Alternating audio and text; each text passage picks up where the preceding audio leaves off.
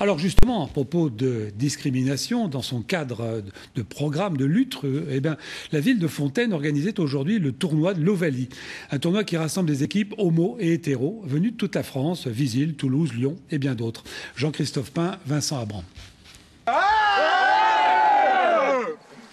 Voici donc une excellente occasion de poser les graves questions qui tourmentent tout adolescent digne de ce nom au sujet du très grand mystère de la préférence sexuelle.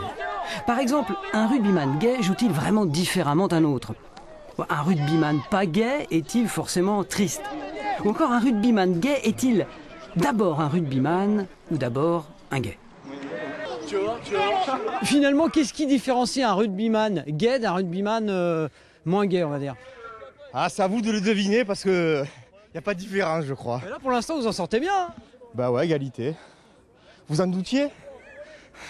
Je veux dire, on joue au ballon comme on joue au ballon normal et puis ça plaque pareil. Hein. Et on plaque pareil, il n'y a pas de quartier, il n'y a pas de cadeau.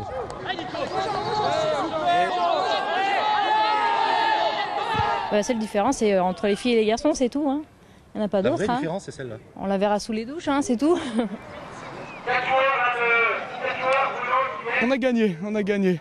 Voilà. Donc, ça s'est bien passé? Ouais, nickel, bonne entente, ça se passe bien. Pas d'ambiguïté dans les plaquages? Oh, strictement aucune. Vous faites des actes que vous avez vus à l'entraînement qui sont bien, vous faites des trucs propres, mais vous ne les exploitez pas parce que vous avez de l'hésitation.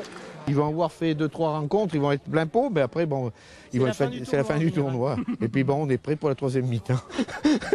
Parce que ça existe aussi chez les gays. Ah ben sûrement, oui, et puis plus que ça. Hein. Au rugby, on est pour la liberté, on est tolérant, et voilà. Et tout le monde est le bienvenu.